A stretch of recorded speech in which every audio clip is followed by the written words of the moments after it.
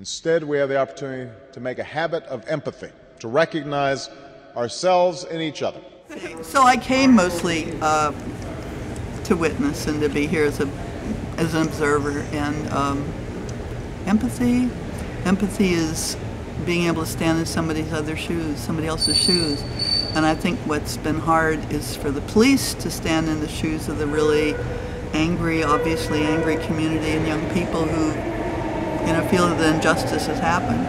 And I think it's probably also hard for the community to stand and imagine what it's like in their shoes, to really watch them. They look scared. People are scared. They look like they're expecting something to happen, because if it doesn't, they will have not done anything, and they're on edge, and they closed in from where things are really cool and stuff, and then it looks like they got scared, and they started closing in and started declaring things were illegal being in the street, and it's hard to empathize with them. But I also know that their training is such that they're not trained to be more peaceful. And I think that's part of what we need to do, is have the cops trained in diversity to understand and really be trained in empathy. I think that's what you're really hoping to have happen. Yeah, I tried to interview one of the police officers and he wouldn't talk. So yeah. I think they're afraid to talk on camera while they're on the job. So it shuts down. It's kind of like their empathy is kind of shut down by the job itself. I think so too. I think that's what happened with Mehserle. It's like he got scared, they got scared. It was New Year's Eve. This is a black kid.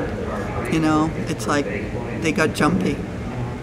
And I don't think it's just him. I think the whole system is really lacking in empathy, and it's set up for hatred and set up for division of our world. And until we can do something about that, until somehow we can feel like it's more important that we have peace, that we have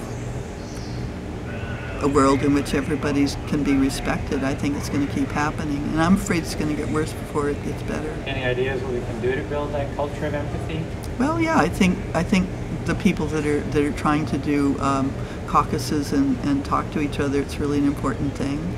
I work in the area of diversity. I work with white people, mostly liberal people, trying to have them see how we're complicit and how we maintain the supremacist system. And I think it takes that. I think white people are the key. I think we've got to talk to each other and got to say, hey, we support the system we have for 400 years. It hurts us. It hurts everybody. And if we're open and we have some sensibility and some empathy and some courage, and we understand our own stuff, I think people of color be able to talk to us and say, we're really pissed off. We've really been screwed with, and we're screwed with on a daily basis.